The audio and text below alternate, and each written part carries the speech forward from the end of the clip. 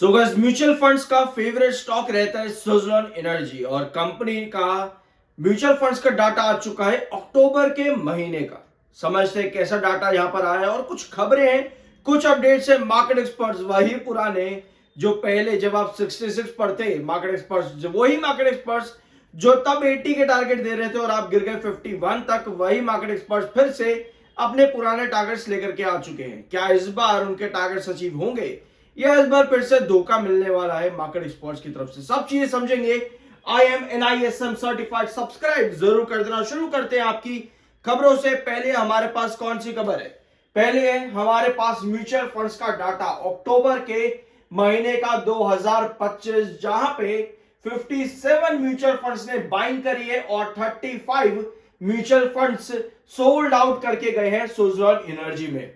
Overall net change जो आपका है म्यूचुअल फंड्स का, वो कितनी क्वांटिटीज है आपकी?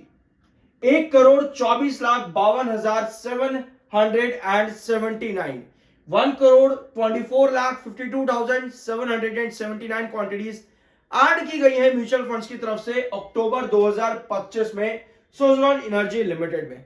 सबसे हाईएस्ट क्वांटिटी किसने ऐड करी है? पहले यहां पर नाम देके लेके करके, ठीक है। तो सबसे बड़ा नाम जो हमारे पास में आ रहा है, इन्वेस्को इंडिया आर्बिट्रेज फंड। इन्होंने पता कितनी क्वांटिटीज, परसेंटेज पहले एक बार देखो, 558% इन्होंने ऐड किया है सुज़लॉन एनर्जी में अक्टूबर 2025 के अंदर। और जो इनका क्वांटिटी में चेंज आया है वो कितना है यहाँ पर? लगभग 1,74,40,000 क्वांटिटी इन्होंने ऐड करी है अक्टूबर में। इसके बाद अगला नाम हमारे पास में आता है टाटा आर्बिट्रेज फंड। इन्होंने 388% ऐड किया है, यानी कि कितनी है? 1,02,80,000, 1,02,80,000 क्वांटिटी इन्होंने ऐड करी है। SBI arbitrage, Aditya Birla, UTI arbitrage, Canara Robeco, इस तरह से आपको नाम देखने को मिल जाते हैं म्यूचुअल फंड्स के अक्टूबर 2025 में सुज़लॉन एनर्जी लिमिटेड के। और क्वांटिटीज जो ऐड हुई है वो आप यहां पर देख सकते हो परसेंटेज के अंदर, ठीक है। ये हो गया म्यूचुअल फंड्स का डाटा। कंपनी ने आज मतलब कल के दिन एक अपडेट और जारी करी है। कस्टम का फाइन लगा था कंपनी के ऊपर, ठीक है। कस्टम रिडेम्पशन फाइन कंपनी पर लगा था, जिसको थोड़ा सा रिड्यूस किया गया है, ठीक है। अब कितना फाइन कंपनी को पे करना पड़ेगा यहाँ पे? लगभग 215 लाख का, जो पहले था 428 लाख, ठीक है। 215 लाख का फाइन अब कंपनी को यहां पर देना है कस्टम का, जो पहले 428 लाख का था। और ये ऑर्डर कंपनी को मिला था 10 नवंबर को, ठीक है। एक ये अपडेट कंपनी ने यहां पर दी है और एक अपडेट और है कंपनी ने CFO के अपॉइंटमेंट के बारे में बताया। CFO की अपॉइंटमेंट कंपनी में देखने को मिलेगी दिसंबर 15 से। तो ये दो इंपॉर्टेंट अपडेट्स है सुज़लॉन एनर्जी लिमिटेड में। CFO के अपॉइंटमेंट आना बहुत ज्यादा जरूरी है, क्योंकि मैनेजमेंट ही मेजर कंसर्न है सुज़लॉन में। और पिछले हफ्ते कंपनी के CEO की तरफ से कंपनी के एग्जीक्यूशन ऑफ प्रोजेक्ट्स पर एक स्टेटमेंट आया था। अगर आपने अभी तक वो स्टेटमेंट नहीं देखा है, प्लीज जरूर देखना। पिछले 2-4 वीडियोस में उस पर मैंने आपके साथ डिस्कशन किया है, पिछले 2-4 वीडियोस में उस पर डिस्कशन किया है। जरूर वो स्टेटमेंट को सुन लेना अगर आप लॉन्ग टर्म में सुज़लॉन में काम करना चाहते हो। वो एक स्टेटमेंट आपके लिए बहुत ज्यादा जरूरी है समझना, ठीक है। तो मोतीलाल ओसवाल ने 1 सितंबर जब सुज़लॉन 57.88 पे था, बाइंग की रेटिंग और 80 का टारगेट दिया था, लेकिन इन्वेस्टर्स को मिला क्या? 51.90। और हमारे पास एक और मार्केट एक्सपर्ट्स थे आपके, इनका नाम है ICICI सिक्योरिटीज। 13 अगस्त को जब आप 60.39 पर थे, इन्होंने 76 का टारगेट दिया था, बदले में मिला क्या आप लोगों को? 51.90। अब यही मार्केट एक्सपर्ट्स आ चुके हैं फिर से। 6 नवंबर ICICI सिक्योरिटीज ने 76 का टारगेट दिया है सुज़लॉन में, बाइंग की रेटिंग एक बार फिर से दी है और अब देखते हैं ये टारगेट इनके अचीव होते हैं या नहीं।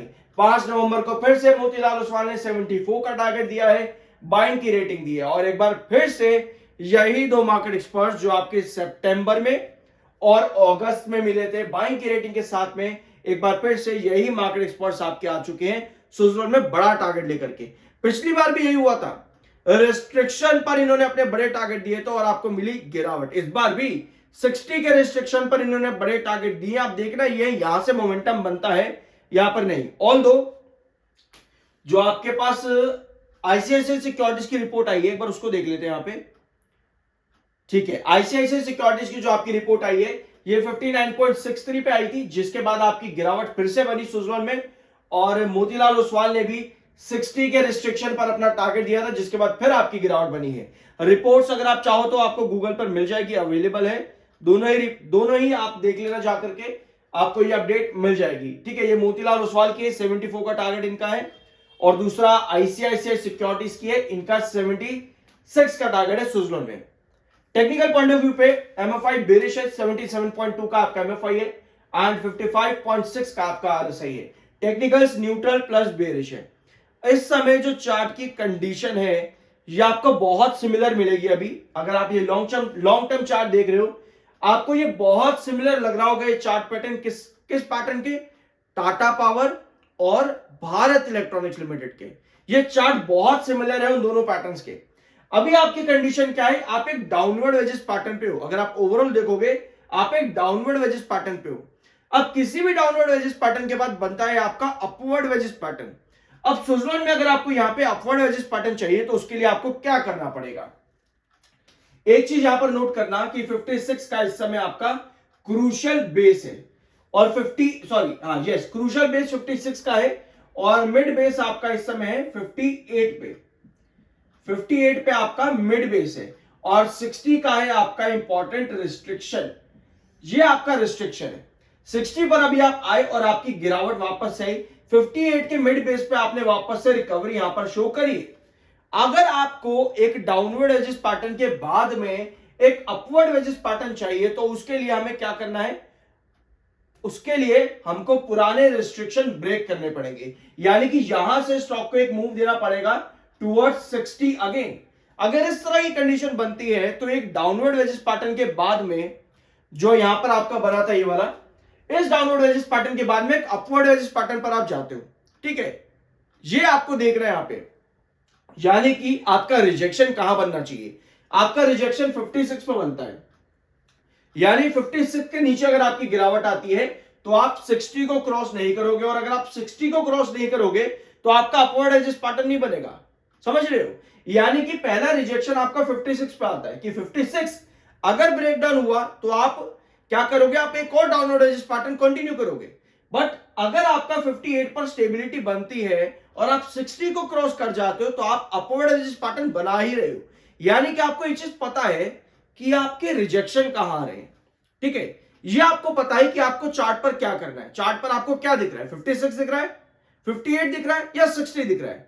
ये तीन लेवल बहुत जरूरी है, और इन तीनों लेवल पर आपको पता चलेगा कि नेक्स्ट ट्रेजेक्टरी सुजलोन में क्या बनने वाली है। क्योंकि अगर यहां पर एक अपवर्ड एजेस पैटर्न बनता है ना सुजलोन के अंदर, तो 60 क्रॉस करेगा और सुजलोन में आपको फिर 66 तक के टारगेट देखने को मिल सकते हैं अपवर्ड एजेस पैटर्न के अकॉर्डिंग। तो ये है कंडीशन इस समय सुजलोन एनर्जी लिमिटेड की लॉन्ग टर्म और शॉर्ट टर्म चार्ट पर। बाय सेल की कोई रिकमेंडेशन नहीं है, वो आपकी अपनी मर्जी और ओपिनियन होना चाहिए। मिलता अगले वीडियो में।